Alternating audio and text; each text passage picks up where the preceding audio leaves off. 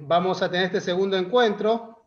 Recordamos el jueves pasado, ya Héctor nos habló sobre, nos presentó a este gran desconocido, la importancia que tiene como la tercera persona de la Santísima Trinidad. Hoy vamos a ver el actuar de esa tercera persona, cómo actúa concretamente en nuestras vidas, en nuestras almas. Recordamos, hoy estamos celebrando Nuestra Señora de Fátima, ¿no? Esta en Portugal, que se le aparece a tres pastorcitos, ¿no? Y creo que también es un mensaje hermoso para cada uno de nosotros, a estos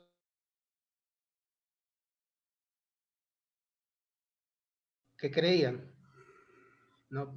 La Virgen siempre se iba apareciendo a la gente humilde, porque justamente, y cuando digo humilde, no necesariamente tiene que ser gente pobre, ¿no? Económicamente, pero sí humilde de corazón. Que también nos dé humildad para nosotros poder,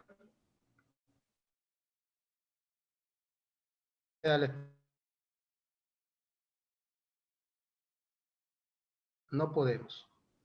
De poder reconocer, pero no en la cabecita, porque eso lo reconocemos siempre, sino en nuestra vida cotidiana, poder reconocer esa necesidad que tenemos de Él.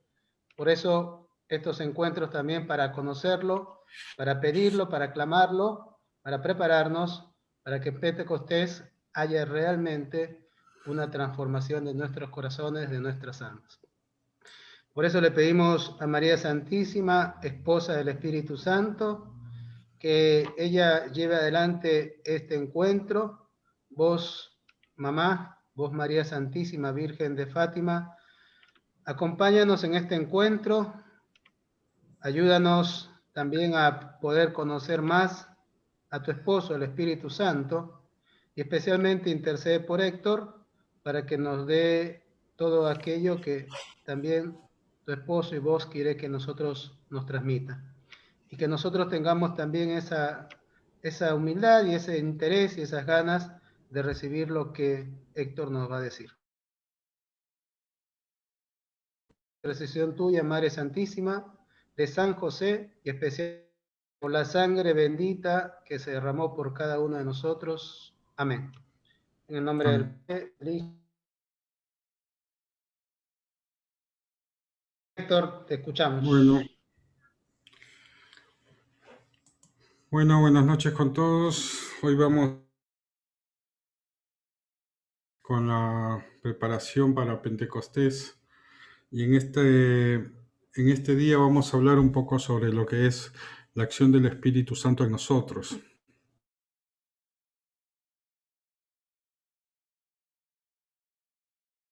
Un poco lo que es la inhabitación del Espíritu Santo en el alma justificada por la gracia, ¿no?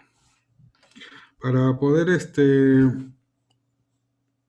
entender esto hay que trabajar primero algunos conceptos, algunas ideas. Primero, ¿qué cosa es la gracia, no? La gracia santificante se puede definir como un don sobrenatural que es infundido por Dios en nuestras almas para darnos una participación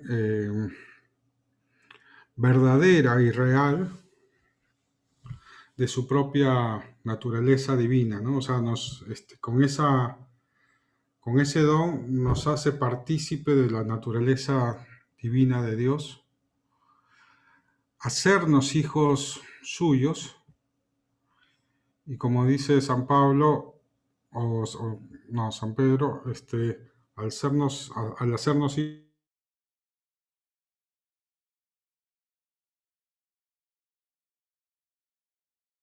desmenuzar un poco esta definición que acá,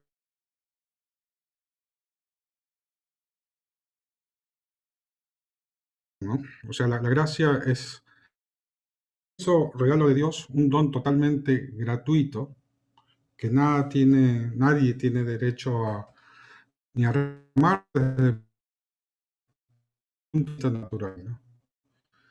Eh, pero una vez que uno ya tiene ese don en posesión,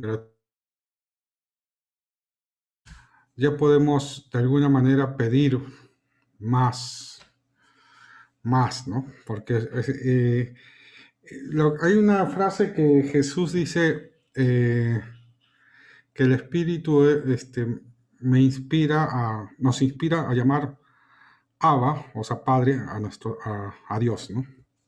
Esa inspiración es justamente la gracia, ¿no? O sea, nosotros no podríamos llamar Padre a Dios si es que el Espíritu no nos lo inspira. Entonces, de alguna manera que una vez cuando nosotros tenemos ya habilitado esa participación divina, ya podemos pedir más todavía, ¿no? Entonces, digamos, digamos que eso, la gracia una vez que ingresa a nuestra alma, nos transforma, ¿no? Y decimos que es un don sobrenatural, decía, ¿no? Es un don sobrenatural, o sea, quiere decir que está sobre toda realidad, por encima de la naturaleza, ¿no? De toda naturaleza sí, creada, digamos, ¿no? Siempre cuando vemos lo que es la realidad de la creación, que tal vez los animales, está el hombre, ¿no? Que se distingue de los animales, que quiere espiritual, que el alma, cuando alguien muere, no se destruye. Por ejemplo, si tú matas a un perro, el alma del perro se destruye con el cuerpo del perro, ¿no? En el caso del hombre no. Por eso la definición de muerte, eh, en la definición en la muerte del hombre, es separación de cuerpo y alma, ¿no? O sea, ¿cómo se define la muerte en un hombre? Es la separación del cuerpo y el alma. Entonces, cuando uno muere, lo que se destruye, lo que se deteriora, se corrompe, es el cuerpo, pero el alma, que antes vivificaba ese cuerpo, no se destruye, sino más bien es inmortal. Es inmortal y, en todo caso, tras la muerte, lo que sucede es que podemos definir al hombre como una sustancia de, de cuerpo y alma, ¿no? Entonces, cuando sucede la muerte, el alma queda separada del cuerpo, por eso ese cuerpo se corrompe y queda como una sustancia incompleta. Una sustancia incompleta eh, porque no tiene su cuerpo. Por eso es tan importante no tomar tan a la ligera todo lo que es la teología de la resurrección de la carne, ¿no? Porque para que haya plenitud, el hombre tiene que volver a recuperar su cuerpo y eso en los últimos tiempos es lo que se conoce como el cuerpo glorificado, ¿no? Entonces, el alma, el don, es un don sobrenatural que está por encima de todas esas, de toda esa creación, digamos, ¿no? Que es una realidad que excede toda naturaleza creada o creable, ¿no? decíamos que es un don sobrenatural infundido por Dios, ¿no? Solamente Dios, que es autor del orden sobrenatural, puede infundirla en el alma, ¿no? Dios es uno y trino, ¿no? Entonces, cuando decimos que solamente Dios, ahora vamos a ver en, en qué medida, quién es el que infunde, ¿no? Pero en primera instancia vamos a esta noción de Dios uno, ¿no? Después, entonces, eh,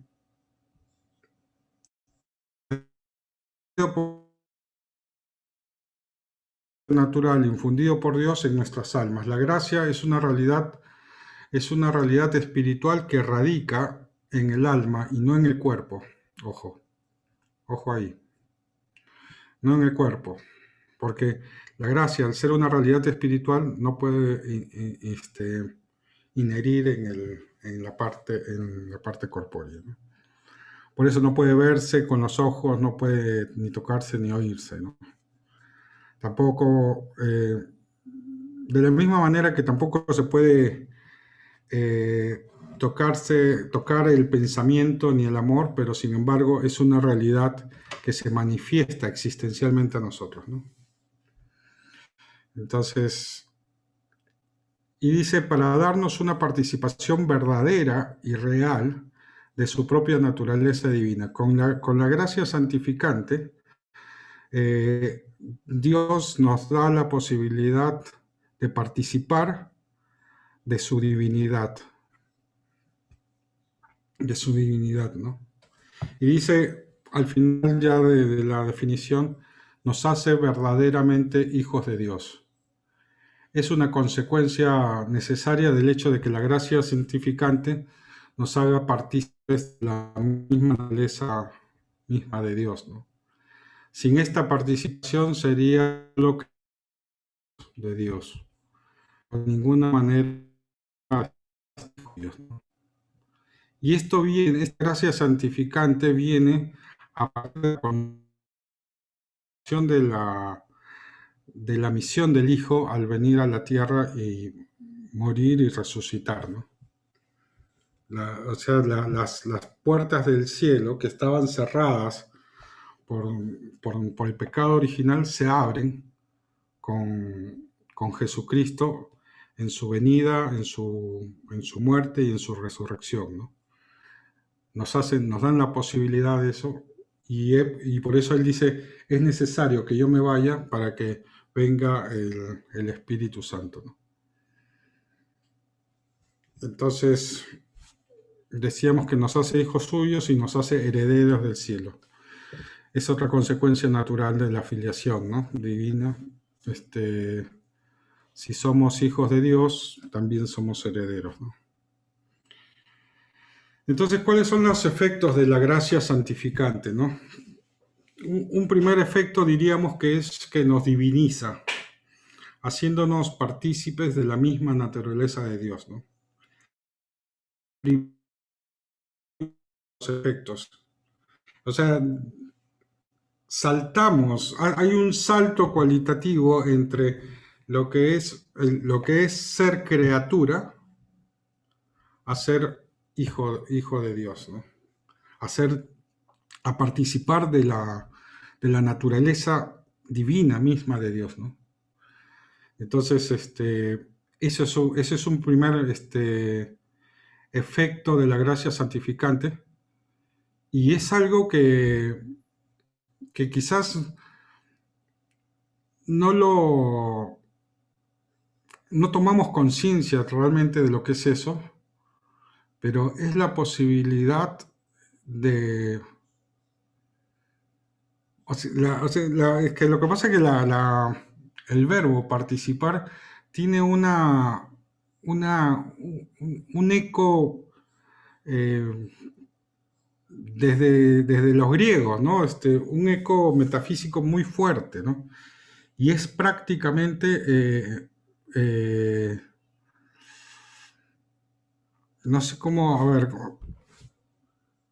si Dios no nos piensa, O sea, nosotros existimos porque Dios nos sostiene en su pensamiento.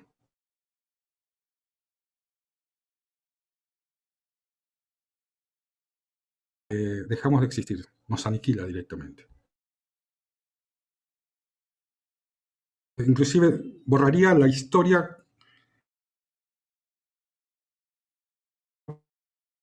mi existencia, mi pasar por aquí.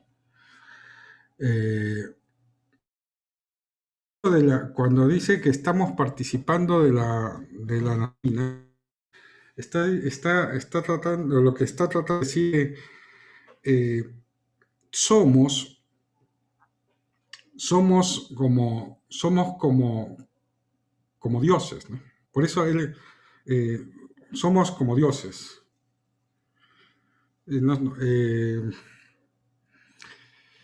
Entonces, eso creo que es importante tenerlo en cuenta, ¿no? Que nos diviniza y hace que nuestra vida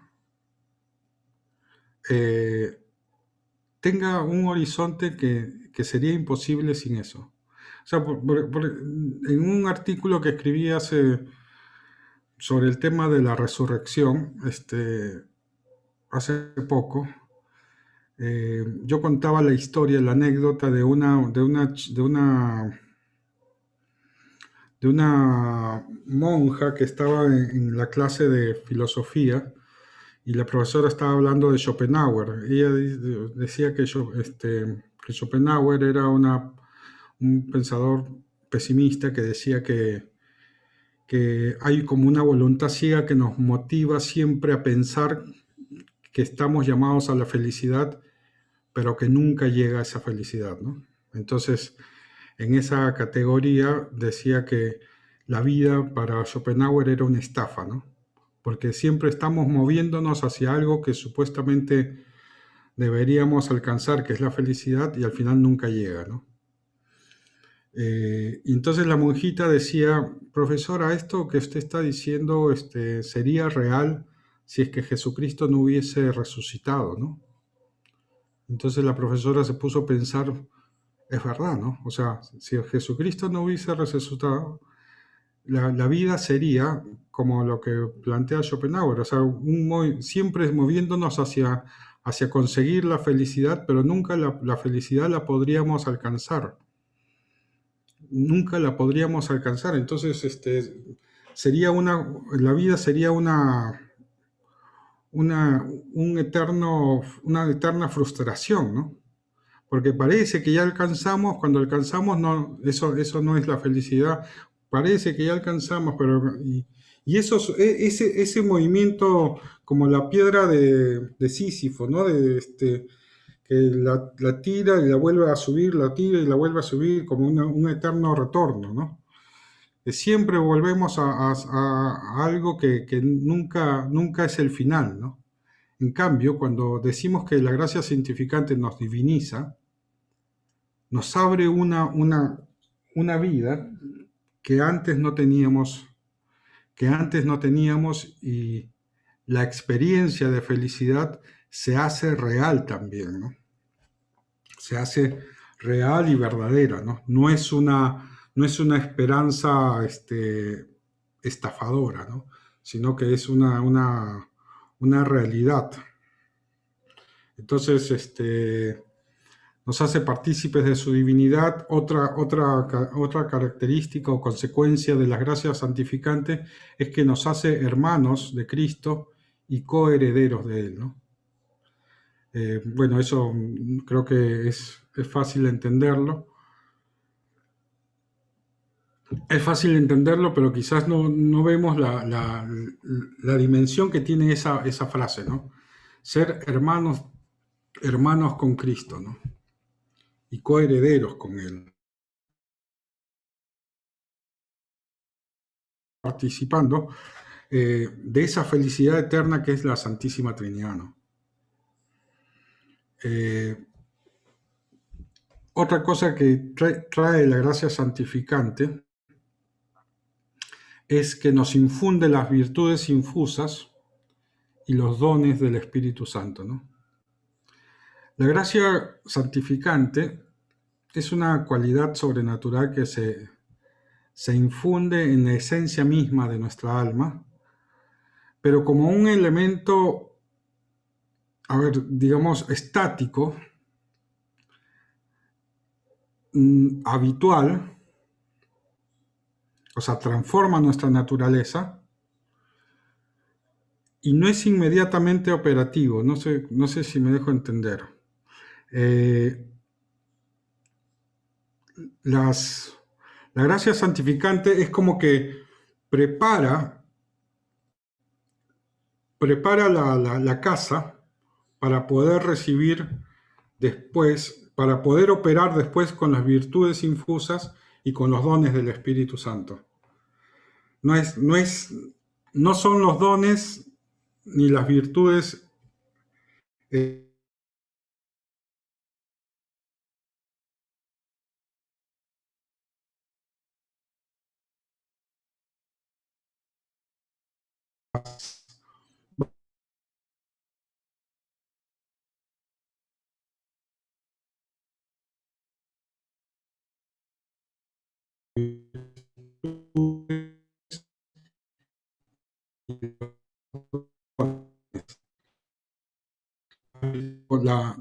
la acción de eso recae sobre ti mismo. O sea, mejor dicho, es una acción moral, ¿no? Entonces, las virtudes y los dones no es la propia gracia santificante, pero la gracia santificante de alguna manera es la plataforma en donde van a después entrar a operar las virtudes y los dones. Y eso nos va a hacer de alguna manera obrar conforme a la voluntad con la voluntad de Dios, ¿no? Miguel, Sí, ¿puedo hacerte una preguntita, Tico? sí. Sí, justo con respecto a lo de la gracia santificante, ¿cuáles son los medios, digamos, por los cuales se recibe o se recobra la gracia santificante? Porque nosotros no nacemos con la gracia santificante, ¿no es cierto? No, es la gracia santificante la recibimos con el bautismo y después, bueno, la reconciliación, la confesión y la Eucaristía, ¿no? Sí, entonces, bueno, después hablemos un poco de la inhabitación trinitaria, ¿no? Del alma. Este es uno de los misterios quizás más grandes y que pasan así medio desapercibidos en la realidad de todo católico, ¿no? De todo cristiano, que es la gracia santificante nos da una verdadera y real participación de la naturaleza misma de Dios, y en este sentido se le puede llamar divina, ¿no? Con toda propiedad y exactitud, ¿no? Sin embargo, sabemos que, que, que ella, o sea, que la gracia santificante no es el mismo Dios, sino que es una realidad creada por Dios para hacernos partícipes de su propia naturaleza, ¿no? Eh, entonces, eso para tenerlo en cuenta, ¿no? Que la gracia no es Dios mismo, sino que es algo que Dios nos da, es un don que Dios nos da, ¿no? Que es divina y creada, ¿no? Eh, bueno, el tema de la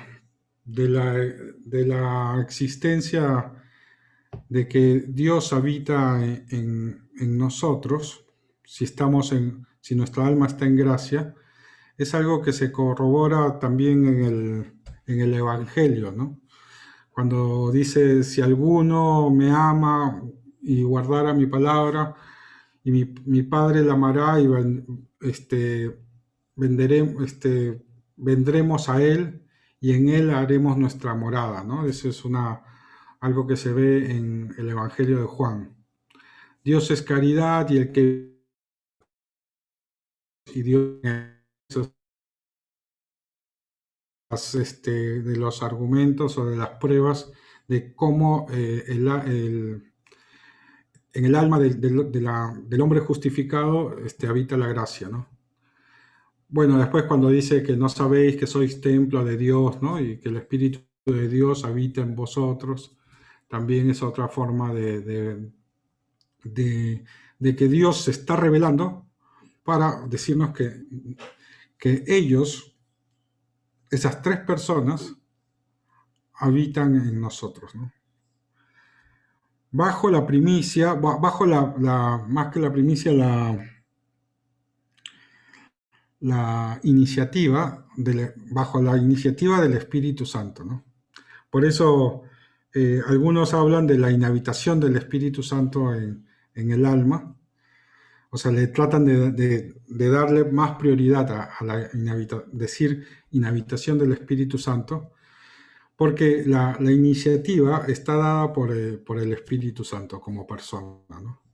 Pero como sabemos, Dios es uno y trino, entonces si el Espíritu Santo inhabita en nosotros, en nuestra alma, también obviamente el Padre y el Hijo, ¿no? Entonces, es más propio, digamos, hablar en ese sentido. O sea, está bien que digan la inhabitación del Espíritu Santo en nosotros, ¿no? Pero sabemos, por teología, si el Espíritu Santo está ahí, también está el Padre y el Hijo, ¿no? Bueno, de la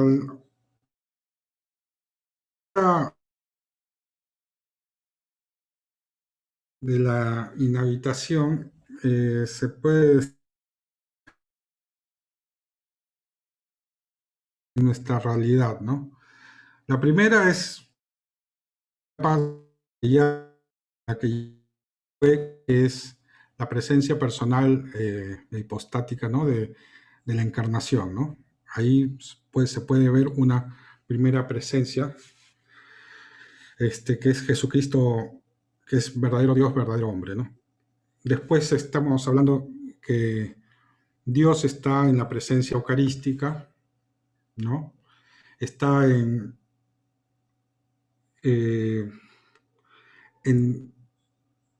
sus formas físicas, está en el pan y el vino, pero verdaderamente Dios habita en esas especies, ¿no?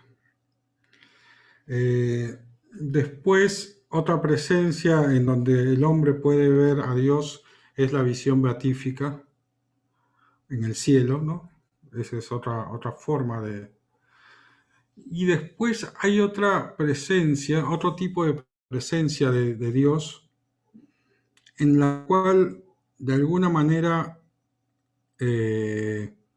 está esta inhabitación trinitaria, que es lo que se llama presencia de inmensidad. O sea, y esto no es caer en el, ¿cómo se dice esto? En el panteísmo, porque vieron que el panteísmo dice Dios está en todas las cosas y todas las cosas son Dios, ¿no? No, cuando se habla de presencia de inmensidad se habla de que la inteligencia del que ha creado todas las cosas está manifiesta en todas las cosas, ¿no? O sea, cuando uno ve a una vaca, puede contemplar la inteligencia creadora de ese animal. Cuando uno ve el cielo, cómo se mueve el mar, puede contemplar que en esas cosas se manifiesta la inteligencia de Dios, ¿no? Pero de esa presencia no estamos hablando, o sea, si bien es cierto, la presencia de la inhabitación del alma es una forma de presencia y de inmensidad, porque podríamos decir que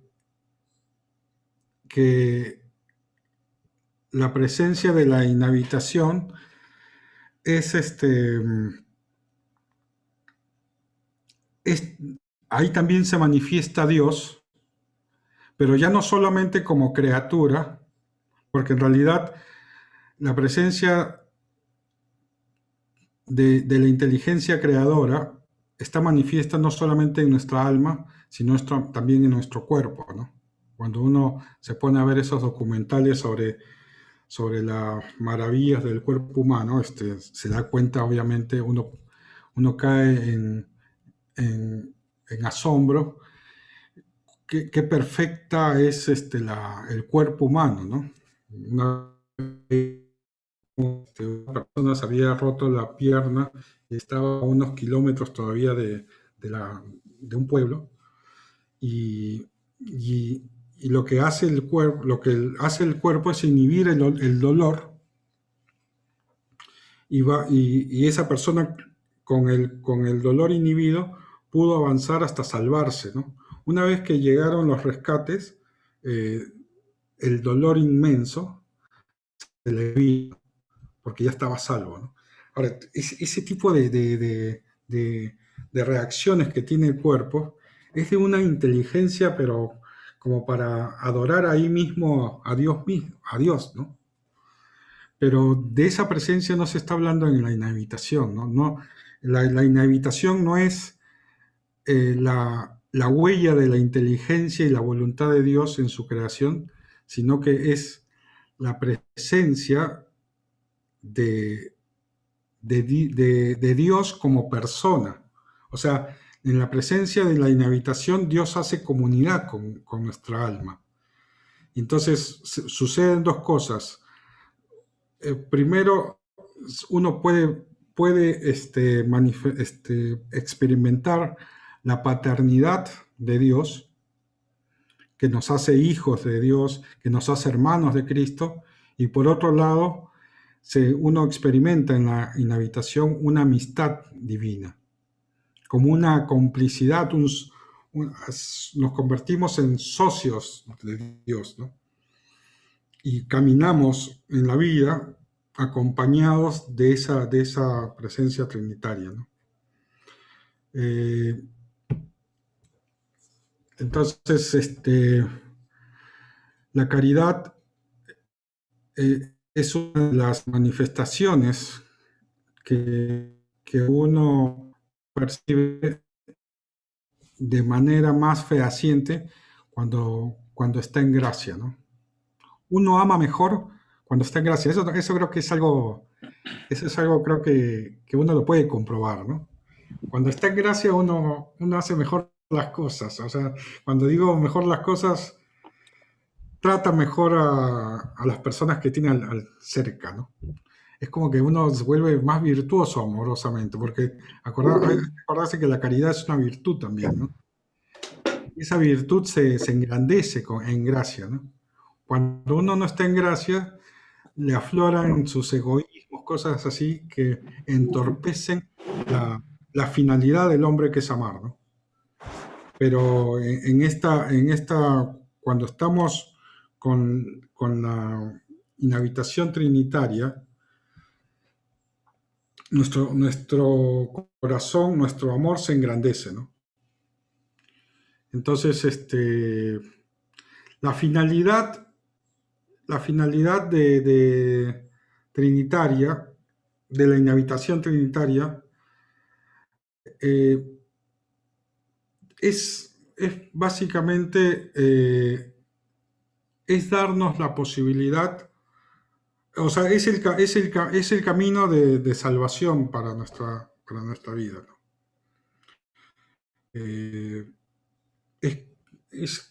Nos hace otros Cristos, ¿no? Nos hace otros Cristos. Ahora, eso requiere eso requiere mantener una forma de vida que esté orientado a Dios, ¿no? Entonces, eso, la Santísima Trinidad inhabita en nuestras almas para hacernos partícipes de su vida íntima divina y transformarnos en Dios, ¿no? La vida íntima de Dios consiste, como ya dijimos, en esa participación de las tres personas para hacernos como ellos, nos transforman en ellos mismos, ¿no? O sea, y eso se ve en la experiencia de la amistad, ¿no? Cuando uno se junta tiene un grupo de amigos, uno se hace como los amigos, ¿no? Por eso la importancia de elegir bien a tus amigos, ¿no? Por eso Aristóteles decía que la verdadera amistad se da entre virtuosos, ¿no? Porque es la única manera de poder ser, cada vez elevarnos más y más a nuestra perfección, ¿no? Y en este caso, la inhabitación trinitaria también es un caso, es un ejemplo de este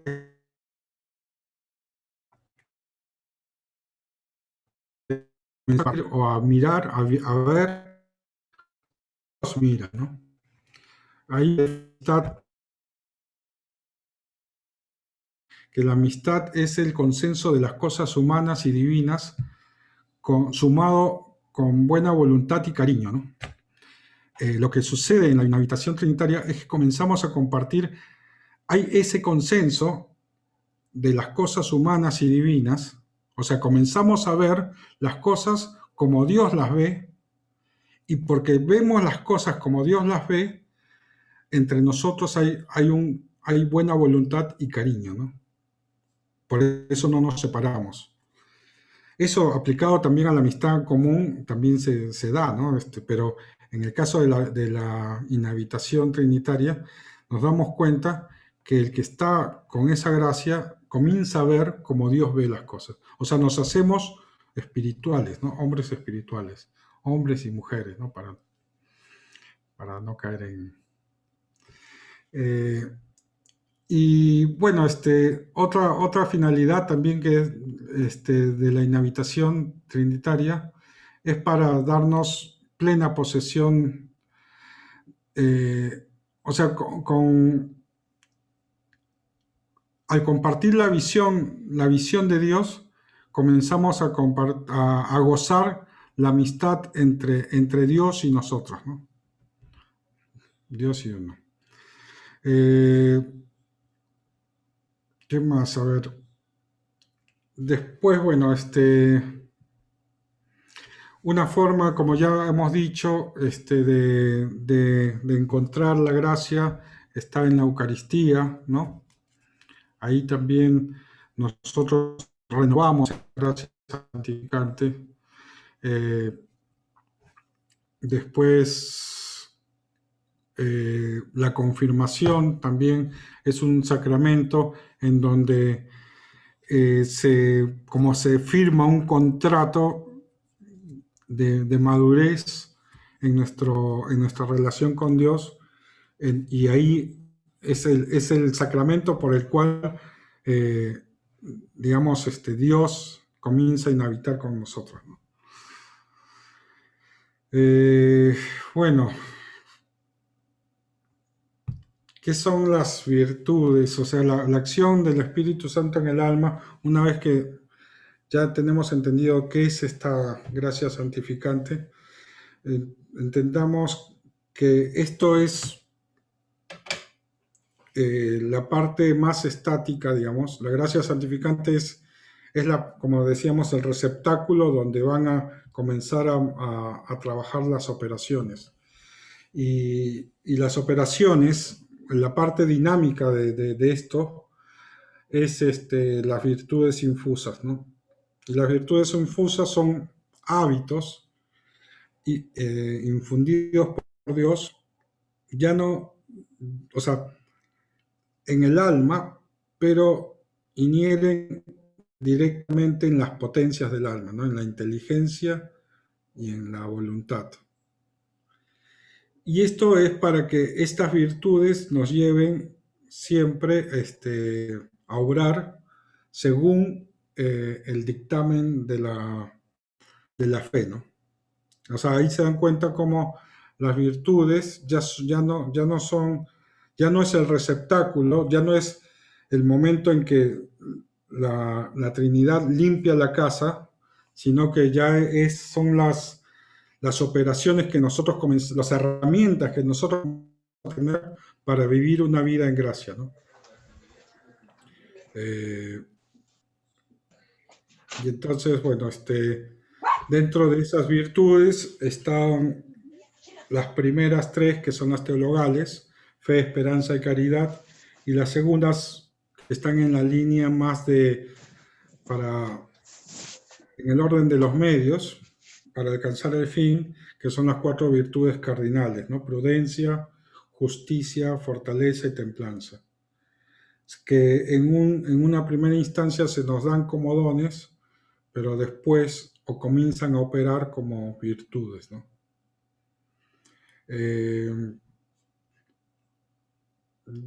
Creo que eso es un poco lo que tengo para compartirles.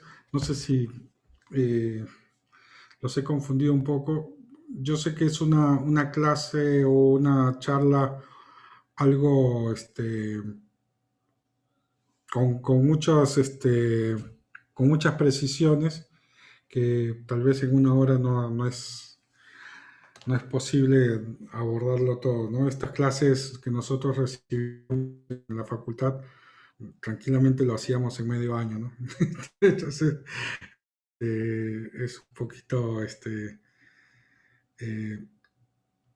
apresurado decir todas estas cosas, pero creo que hay que entender eso, ¿no? Cómo a partir de la resurrección de Jesucristo y de su ascensión, sobre todo, es que se habilita esta gracia santificante para nosotros seguir el camino que el mismo Jesucristo marcó, ¿no?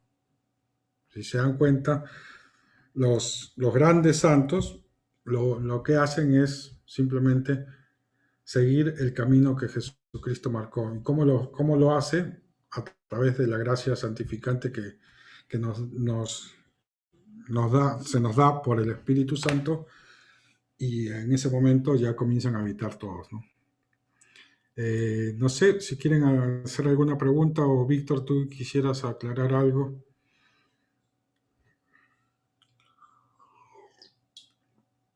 Está tu micrófono apagado. No, creo que es verdad lo que dice Héctor. Este encuentro era como el más denso en cuanto que mucho concepto, pero que es importante realmente poderlo comprenderlos para poder saber todos esos beneficios y los efectos que el Espíritu Santo hace en cada uno de nosotros. Pero dejo primero las preguntas. Bueno, a ver. Yo tengo una pregunta, pero bueno, lo dejo al... Yo pedí siempre la primera... Acá, abramos las preguntas. Ok. Bueno. Esta es la última que hice. Bueno, bueno me da gracia y para mí, yo siempre he dicho que no, yo soy medio... No tengo una inteligencia filosófica, teológica, ¿no? Pero no he entendido. ¿No? ¿Me estoy volviendo más inteligente o Tico se está volviendo más sabio? ¿No? Gracias. Lo he entendido, milagrosamente. Y justo yo noté aquí como duda, comenté hablando la diferencia entre qué cosa es la gracia y la gracia santificante. No es que escucho gracia santificante. Menos mal que el maestro Cayirgos ya aclaró la cosa, ¿no? Que es lo mismo, la gracia que uno recibe en una confesión. Pero eso me lleva a una duda, ¿no? Que, claro, todas las confesiones no son iguales, porque uno a veces pasa al confesionario porque tiene que confesarse. Pero ahora digo que para que la gracia sea más pura, digamos, tiene que ser una confesión perfecta también, o menos intensa, ¿no? Yo veo la importancia de lo que siempre hablan, digamos, de una confesión de vida, ¿no? Bien meditado, ¿no? Para recibir esa gracia, justamente. Y la otra cosa que me ha dejado ya medio tristón es que me habla que uno cuando muere, uno se va en alma, ¿no? Y que todavía no entra el cuerpo glorioso. Yo pensaba que si moría me encontraba con Juan en el cielo, pero ya veo que... No, se pueden encontrar en almas, ¿no? Bueno, pero son almas, son sustancias incompletas. Bueno, pero No van a tener el cuerpo. La Estoy única que ocupada, tiene, Isabela, por favor. la única que tiene está en cuerpo y alma, bueno, los únicos, es Jesucristo y la Virgen María, ¿no? así es. No, está bien. Ahora, Y tal vez San José. eso ya es teología Progresista. ficción. Bueno, después de la otra es sí, está claro, digamos. El tema de la confesión yo creo que es importante, tiene que ser con una rectitud de conciencia, ¿no? Porque con toda esta cultura de los canjes, de los premios, a veces se piensa que las, ¿cómo se llaman? Cuando dicen que hay, ay, se me fue el nombre, cuando gracias, plenarias, ¿no? No, gracias, no, Indulgencias. indulgencias plenarias, la gente piensa que haciendo un par de actos externos, uno ya accede a la indulgencia plenaria, ¿no? O a la indulgencia relativa, ¿no? Y Marcial. me causa, o sea, yo veo muchas veces en esa actitud como que una actitud demasiado externa, ¿no? Y o sea, piensan que ya tengo que hacer estos actos y ya con eso me gano la indulgencia plenaria, ¿no? Y la verdad que creo que algunos nos vamos a sorprender que muchas de esas indulgencias no fueron ganadas porque no hay rectitud de corazón, ¿no? O no sé, esa es mi forma de ver las cosas porque si no sería una mercancía, ¿no? Como lo que en algún momento de la historia de la iglesia se dio, ¿no? Que uno pagaba todo un colegio, un terreno, donaba todo un palacio y habían indulgencias, no sé si había indulgencias y es que no había rectitud de corazón, ¿no? Por eso es importante, No, a ver, claro que en la indulgencia, Héctor, hay un punto que es fundamental, que es el tema de la confesión. Esa sí tiene que ser una confesión perfecta y yo tengo que rechazar, para ganar la indulgencia, yo tengo que rechazar hasta el más mínimo pecado venial. Después que caiga es otra cosa, ¿no? Pero en el momento de la confesión, por eso uno tiene que hacer, para ganar una indulgencia, uno tiene que hacer un examen de conciencia real, sincero, analizarse bien esos pequeños, bueno, obviamente los pecados grandes los conocemos, de esos desórdenes también que tenemos, para pequeños, para rechazar hasta lo más leve, rechazarlo, para poder ganar indulgencia. Héctor, hay una pregunta de Ramiro Brito. sí, ¿La lees vos ahí? sí, ¿no? la puedo leer. ¿Qué pasa con las personas que carecen de lucidez mental? Eso es un misterio. O sea, no sé cuál es el destino de esas personas en la resurrección final.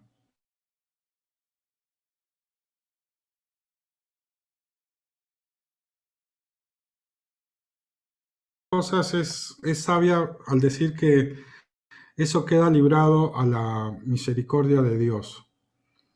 Dice así, ¿no? O sea, entonces, porque para decir básicamente que ante eso hay un misterio que realmente no podemos llegar a comprender. Y que no es, o sea, acuérdense que la revelación está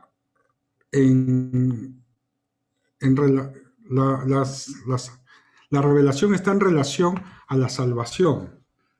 O sea, la revelación tiene que dar los elementos mínimos y suficientes para la salvación. Otras cosas ya quedan en el misterio y eso lo resolveremos en el último día, digamos.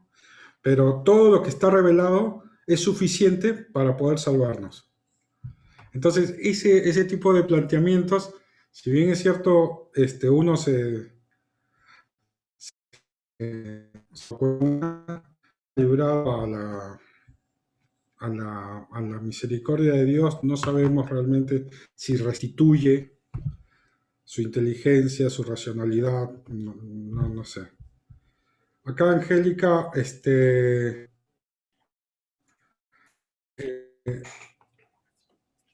acá Angélica dice que qué pasa con los cuerpos incorruptos, ¿no? Bueno, esa es una manifestación del poder de Dios, ¿no? O sea, que esté incorrupto el cuerpo, igual ese cuerpo incorrupto, ojo, está inanimado. O sea, no está animado por el alma. Pero no se corrompe. No se corrompe por un milagro de Dios, ¿no? Y nuevamente, es para dar testimonio y que pueda ser motivo también de conversión de otros, ¿no? Las canonizaciones, es muy probable que haya, no es que muy probable, es así, ¿no? Hay muchos más santos que canonizados, ¿no? Pero los canonizados son canonizados en están ordenados, digamos, a que ese testimonio, esa persona, su testimonio pueda ser ejemplo para muchos, ¿no? Entonces hay algunos que tal vez no son canonizados, bueno, por una cuestión también burocrática, calculo, pero que los canonizados, la iglesia los canoniza también para que sean testimonios y sirvan de ejemplaridad para muchos, ¿no? Y bueno, eso. Hermano, buenas noches. Una preguntita. Dos. ¿Se podría decir que la gracia santificante la obtenemos a raíz de los sacramentos, hermano? ¿Así lo he entendido? Sí, sobre todo la gracia santificante se inicia, digamos, en el bautizo, ¿no? Ajá, claro, y eso me causaba, ¿no? Cierta discrepancia, no sé, al pensar en tantas personas, ¿no? Que conocemos mayores, inclusive, que ni siquiera tienen el sacramento del bautismo, ¿no? Me llevaba Claro. a pensar en ello, ¿no? Sí. Pero es así, ¿no es cierto? Que la gracia santificante la vamos a obtener desde el inicio del sacramento, que sería el bautizo, ¿no es cierto? Y la segunda pregunta era, usted mencionó acerca de la relación trinitaria y la semana pasada también dio algún alcance. Digo yo, al ser conocido el Padre, el Poderoso, el Hijo, que todo lo que se pide en nombre del Hijo, y por ignorancia, desconocimiento, etcétera, a veces no hacemos uso, no acudimos al Espíritu Santo, ¿no? Esa relación binaria que tenemos nos alejaría de repente de esa trascendencia para la que fue creado el hombre. Gracias, hermano. Buenas noches. El desconocimiento del Espíritu Santo y la ausencia de esa relación, de esa amistad con el Espíritu Santo, es como tener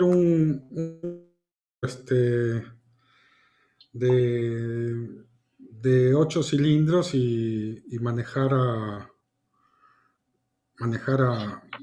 80 kilómetros por hora, ¿no? O sea, no pasa nada, digamos, no pasa nada, pero perdemos posibilidad de ir más arriba, ¿no? Ahora, si tenemos una relación constante de oración personal, le rezamos al Padre, le rezamos a Jesucristo, ahí también de manera tácita, implícita, también está el Espíritu Santo, ¿no? No es que no estamos usando nuestra gracia a la máxima potencia. También lo que pasa es que es bueno es bueno focalizar también la relación con el Espíritu Santo.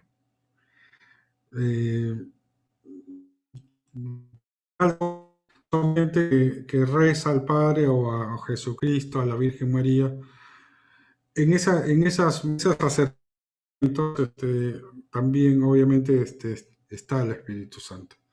Pero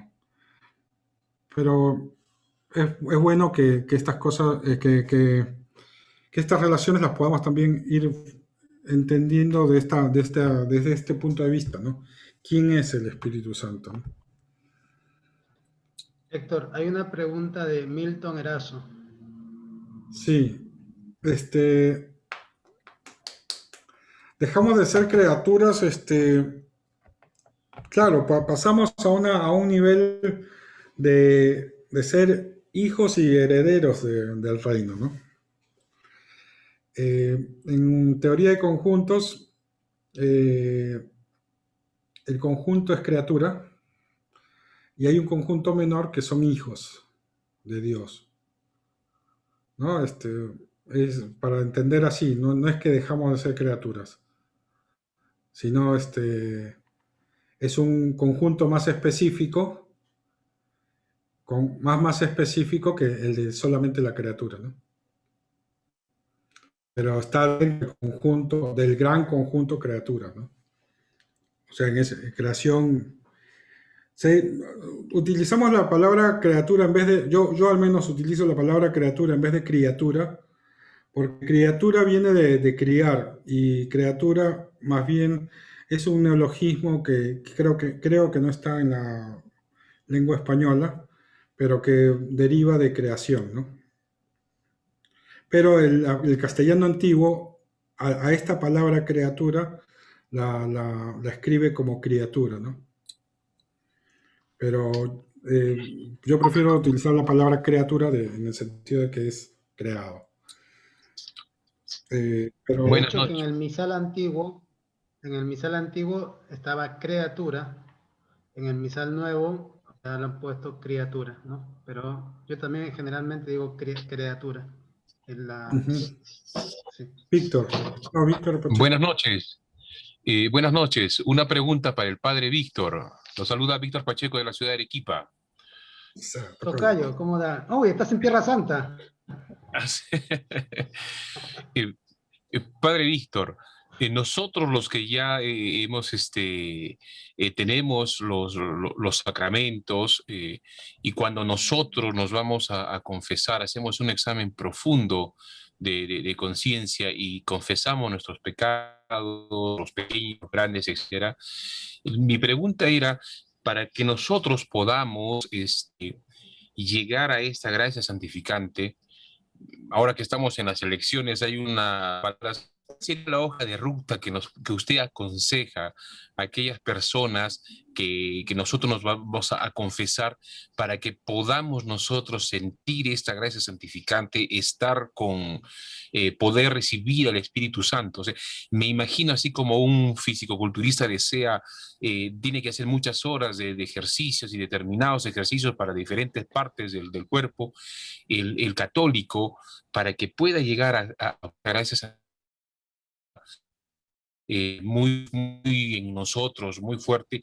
¿Cuál sería lo que usted nos aconsejaría para lograr ello?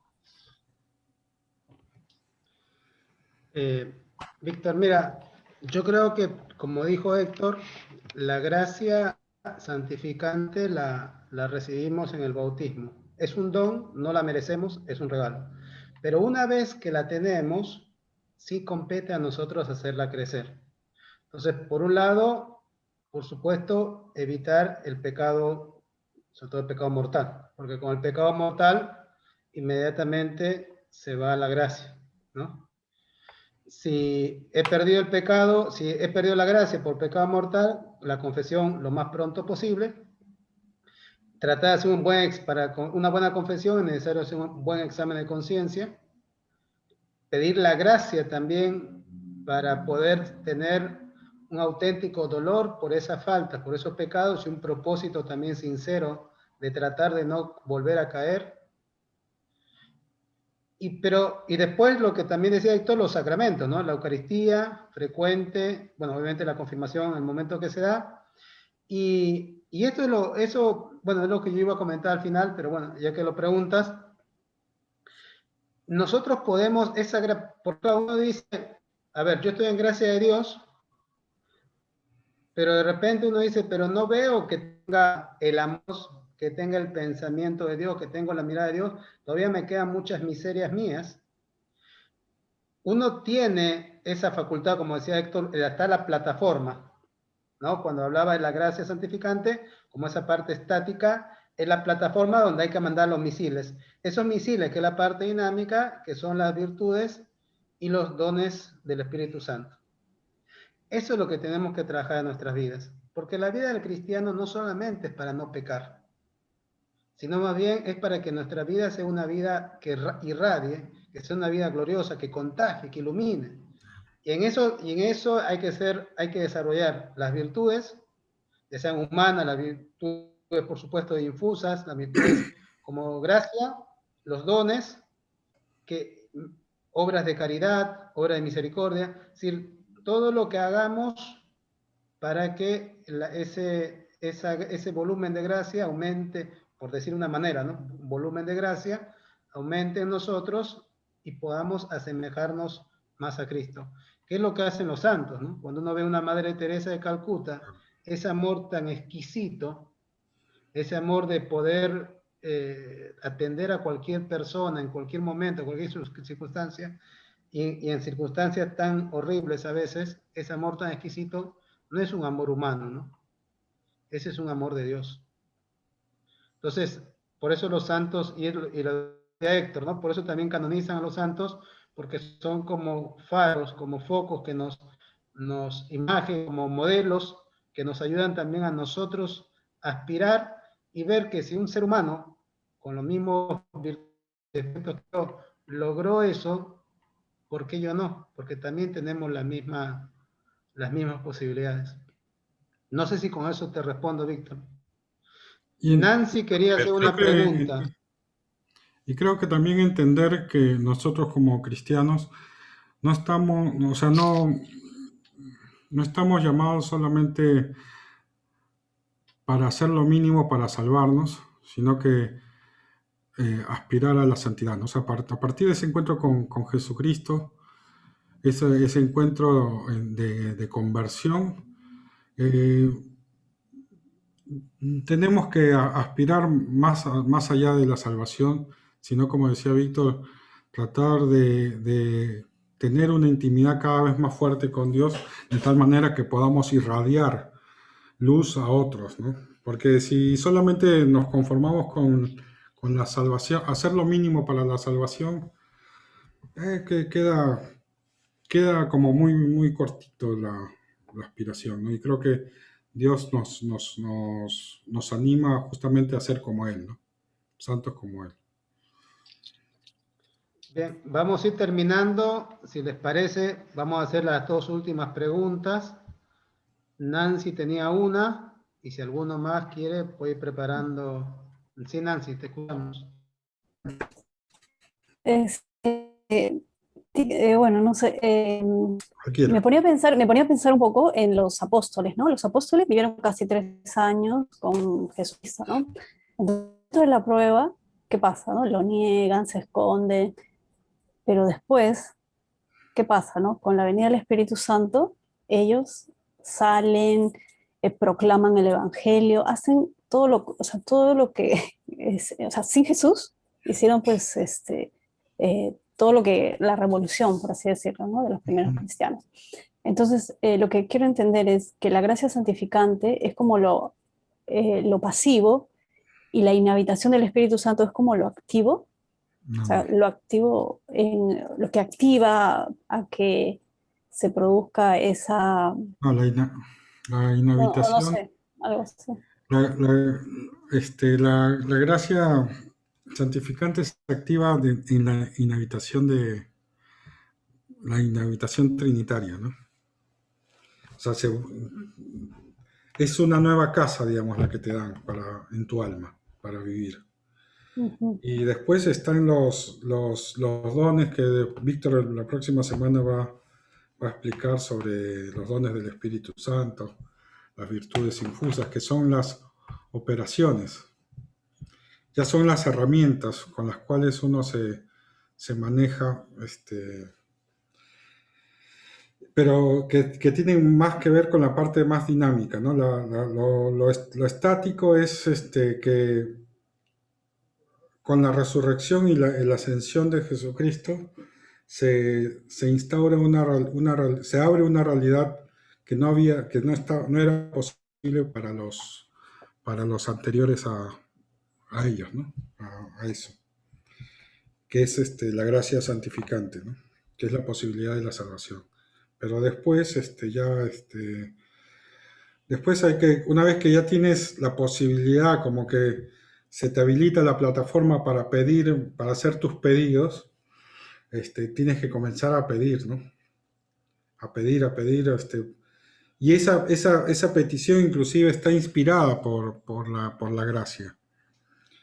Pero eso que te dan después como las herramientas para poder seguir, ya son dones y virtudes, ¿no?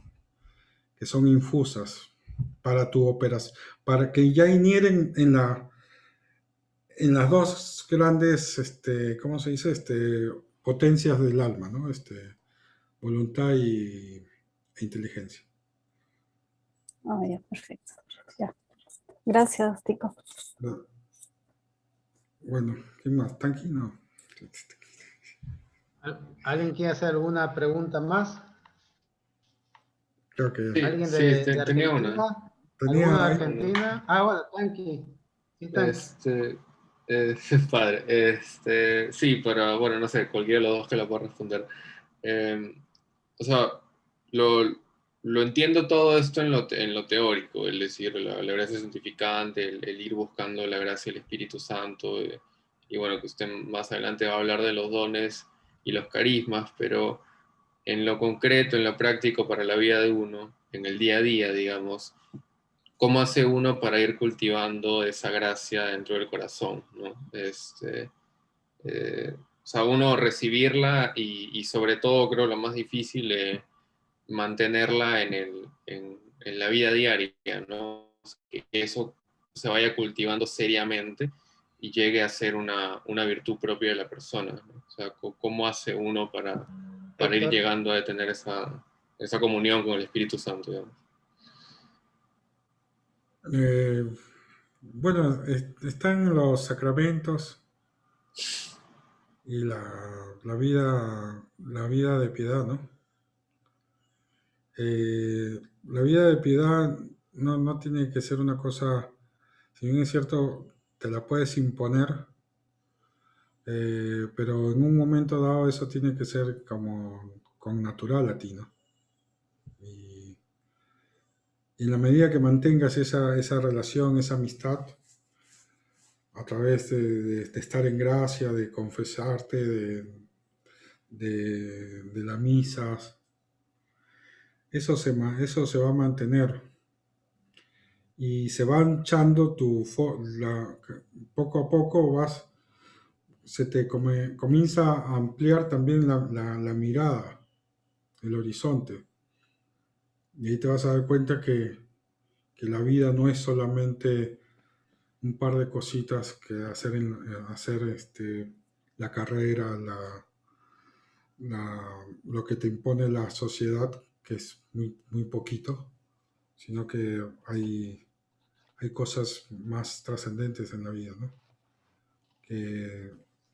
Pero eso es como, sí, cuando entiendes algo, sí, cuando el tema es que Dios te da la posibilidad de ver más allá de lo que tus ojos naturales podían ver, ¿no?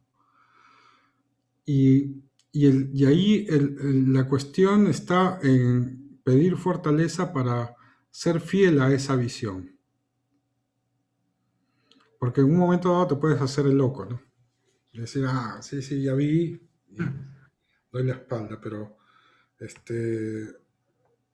Y aparte, sabes que siendo fiel a esa visión, es tu plenitud, ¿no? Es tu felicidad.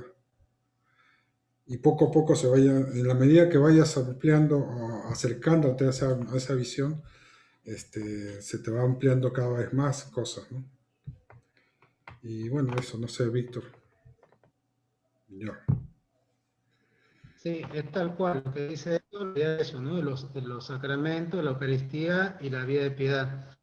Y hay un punto que Héctor no pudo desarrollar por los tiempos, porque es lo que dice, realmente esto tendría que ser, esto que habló Héctor, por lo menos en 3 encuentros, ¿no?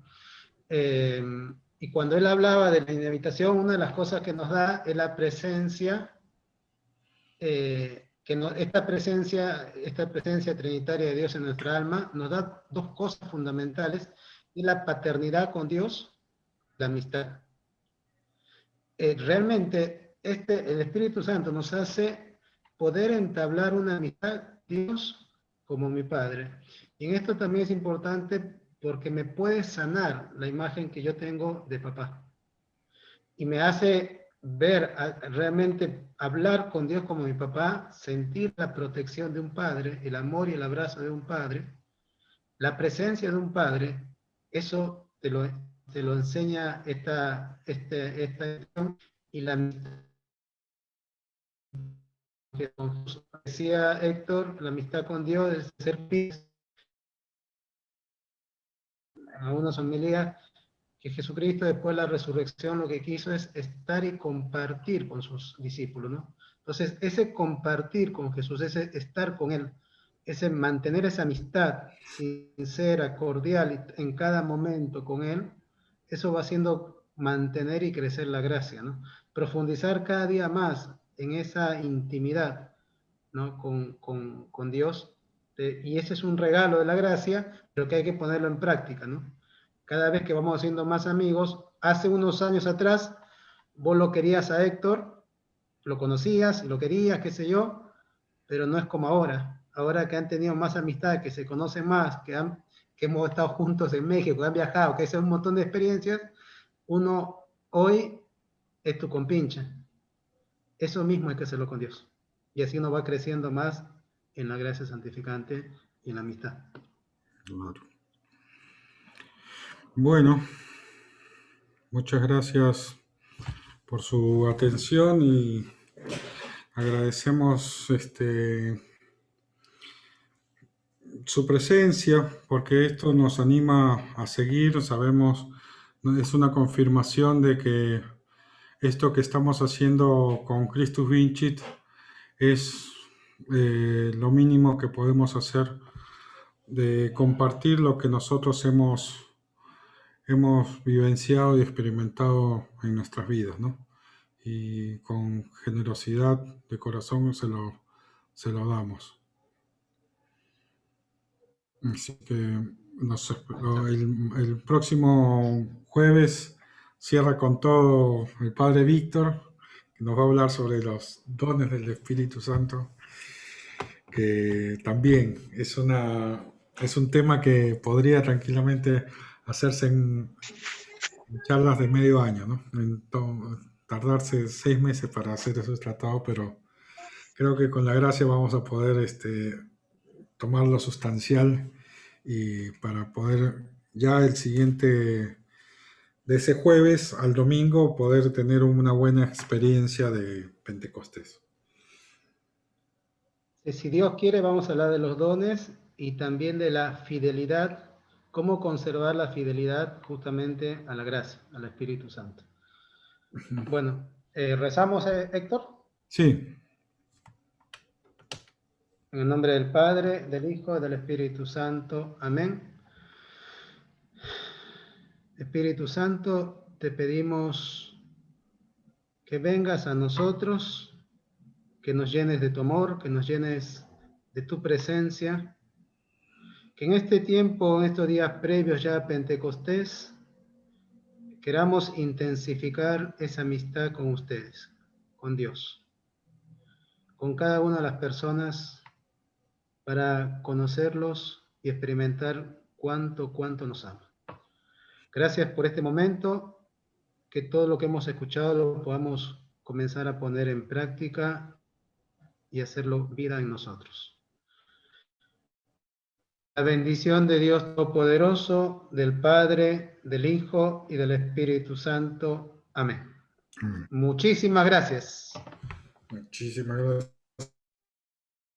Gracias, hermano Héctor. Bendiciones. Gracias, hermanos. Bendiciones. Gracias, Padre. Gracias.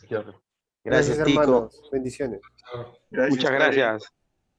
Chao, Alfredo. Muchas gracias. Gracias a ustedes. Ya nos vemos. Gracias, hermano. Gracias.